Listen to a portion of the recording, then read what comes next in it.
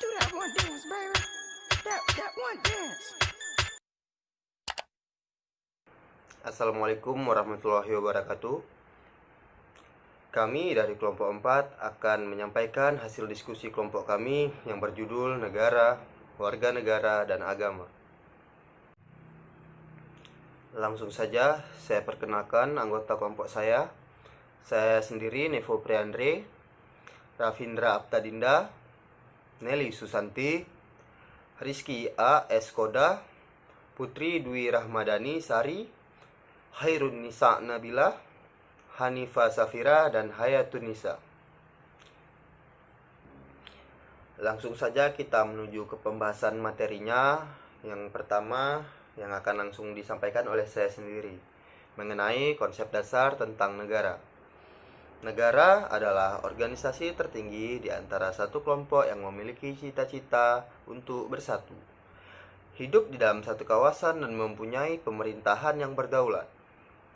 Tujuan negara ada 3, yaitu memperluas kekuasaan, menyelenggarakan kepentingan umum, dan mencapai kesejahteraan umum. Selain yang saya sebutkan tadi, ada lagi tujuan negara dalam konsep dan ajaran Plato. Pertama, memajukan kesusilaan manusia. Kedua, sebagai perseorangan. Ketiga, sebagai makhluk sosial. Lalu ada lagi tujuan negara menurut Ibnu Arabi. Pertama, agar manusia bisa menjalankan kehidupan dengan baik. Kedua, jauh dari sengketa. 3, menjaga intervensi dari pihak-pihak asing. Lalu ada lagi tujuan negara dalam konteks negara Indonesia. 1, memajukan kesejahteraan umum. 2, mencerdaskan kehidupan bangsa. 3, ikut melaksanakan ketertiban dunia yang berdasarkan kemerdekaan, perdamaian abadi, dan keadilan sosial yang telah tertuang dalam pembukaan Undang-Undang Dasar 1945. Lalu ada juga unsur-unsur negara. Unsur negara sendiri ada 4, yaitu yang pertama rakyat, kedua wilayah, ketiga pemerintah, 4 pengakuan dari negara lain yang diakui secara de facto dan de jure. Cukup sampai di sini penjelasan dari saya. Yang selanjutnya akan dilanjutkan oleh teman sekelompok saya, yaitu Rafindra Aptadinda. Terima kasih kepada teman saya Nevo Priandre. Saya Rafina Tadinda akan membacakan teori terbentuknya negara. Menurut Thomas Hobbes, keadaan alamiah bukanlah keadaan aman dan sejahtera, tetapi sebaliknya. Oleh karena itu dibutuhkan perjanjian antar individu. Menurut John Locke, keadaan alamiah merupakan keadaan damai, penuh komitmen yang tinggi, dan saling menolong antar individu. Tetapi ia berpendapat bahwa keadaan ini memiliki potensi kekacauan yang sangat tinggi lantaran tidak ada pemimpin di antara mereka. Menurut John Jacques Rousseau, suatu negara akan bersandar pada perjanjian rakyat dengan suatu pemerintahan yang dilakukan oleh organisasi politik. Menurut teori ketuhanan atau teokrasi, pemerintah yang dimiliki oleh para raja berasal dari Tuhan. Mereka berpendapat bahwa Tuhan bertata sebagai penguasa. Menurut teori kekuatan, teori ini dapat diartikan bahwa negara terbentuk karena adanya dominasi negara kuat melalui penjajahan. Menurut teori ini, kekuatan menjadi pembenaran raison d'être dari terbentuknya suatu negara. Oke, terima kasih. Slide selanjutnya akan dibacakan oleh teman saya, Nelly Susanti. Saya akan menyampaikan kelanjutan materi yang telah disampaikan oleh Dinda sebelumnya. Bentuk-bentuk negara. Pertama, negara kesatuan. Negara kesatuan merupakan negara yang merdeka dan berdaulat dengan satu pemerintah pusat yang berkuasa dan mengatur seluruh daerah. 2. Negara serikat. Negara serikat merupakan bentuk negara gabungan yang terdiri dari beberapa negara bagian, sebuah negara serikat. Dari sisi pelaksanaan dan mekanisme pemilihannya, bentuk negara dapat dibedakan menjadi 3. Yang pertama monarki, yaitu pemerintahan yang dikepalai oleh seorang raja atau ratu. Yang kedua oligarki, yaitu pemerintahan yang dijalankan oleh beberapa orang yang berkuasa dari golongan atau kelompok tertentu. Ketiga, demokrasi, yaitu bentuk pemerintahan yang bersandar pada kedaulatan rakyat. Warga negara. Warga negara adalah warga suatu negara yang ditetapkan berdasarkan peraturan perundang-undangan, yang merupakan warga negara Indonesia menurut UU KI 2006, pasal 4, 5, dan 6, sebagai berikut. Pertama, setiap orang yang berdasarkan peraturan perundang-undangan dan atau berdasarkan perjanjian pemerintah Republik Indonesia dengan negara lain sebelum undang-undang ini berlaku, sudah menjadi warga negara Indonesia. Kedua, anak yang lahir dari perkawinan yang sah dari seorang ayah dan ibu warga negara Indonesia. Anak yang lahir dari perkawinan yang sah dari seorang ayah warga negara Indonesia dan ibu warga negara asing. Ketiga, anak yang lahir dari perkawinan yang sah dari seorang ayah warga negara asing dan ibu warga negara Indonesia. Oke, baik, terima kasih kepada Nelly yang telah mempresentasikan. Selanjutnya saya Rizky akan melanjutkan presentasi masih mengenai warga negara. Pada pasal 5 UU KI tahun 2006 tentang status anak warga negara Indonesia menyatakan bahwa yang pertama, anak warga negara Indonesia yang lahir di luar perkawinan yang sah sebelum berusia 18 tahun dan belum kawin diakui secara sah oleh ayahnya yang berkewarganegaraan asing tetap diakui sebagai warga negara Indonesia.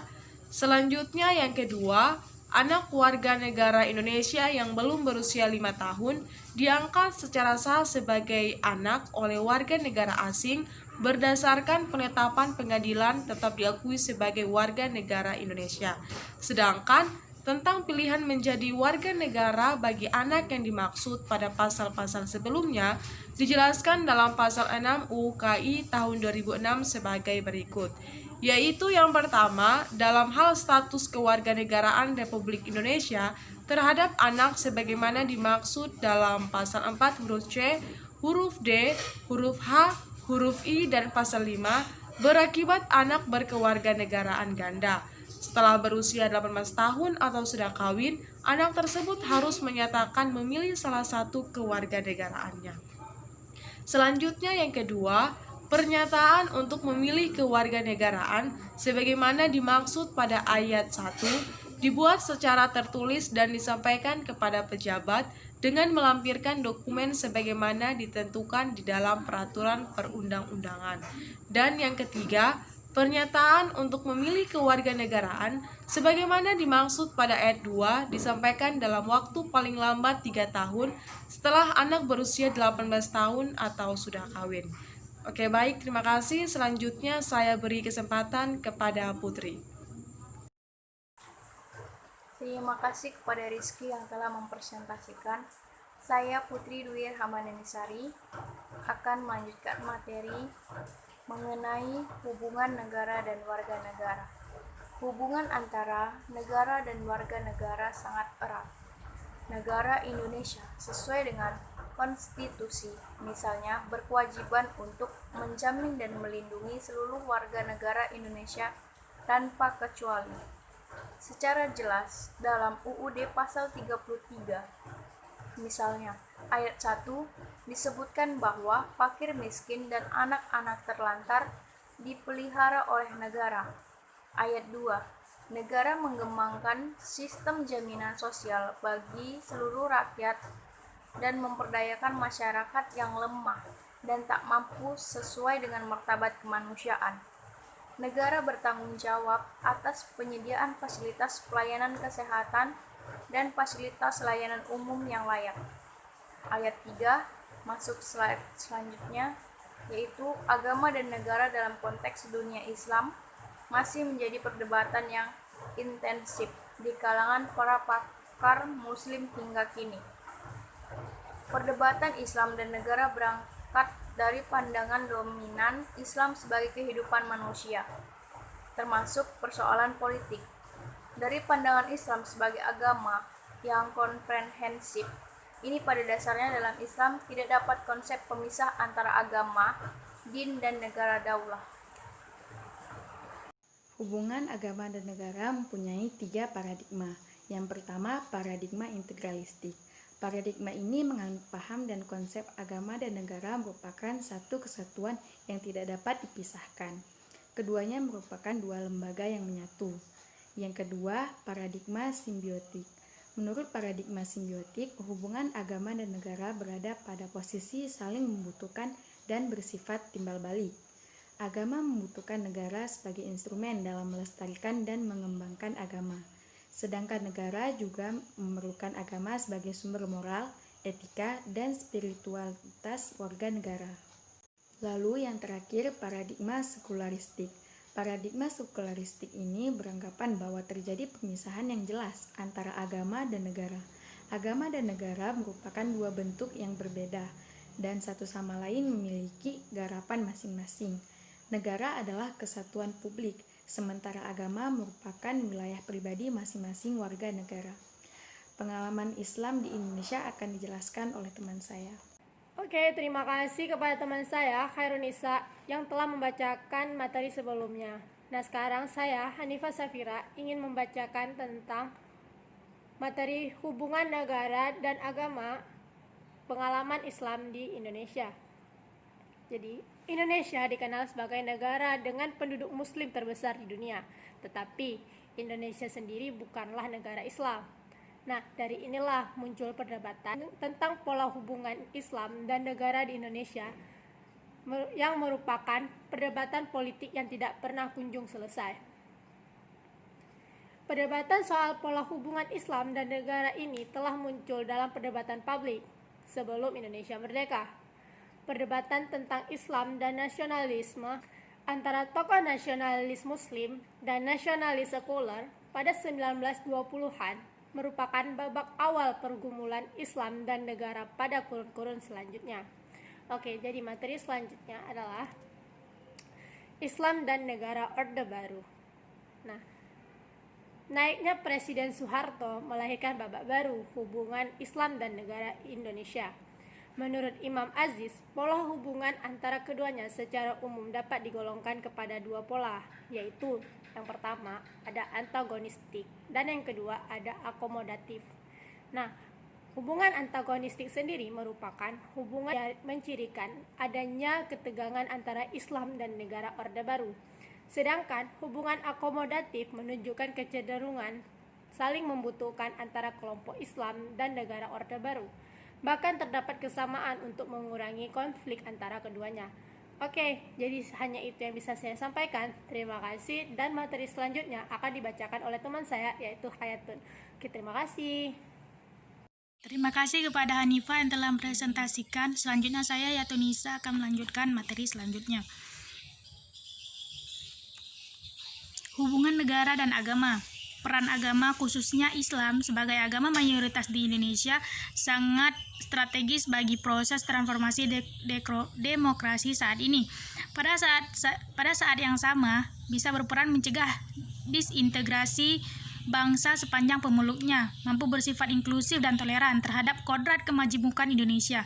Sebaliknya, jika umat Islam bersifat eksklusif dan cenderung memaksakan kehendak dengan alasan mayoritas tidak mustahil kemayoritasannya, umat Islam akan lebih berpotensi menjelma sebagai ancaman disintegrasi daripada kekuatan integratif bangsa.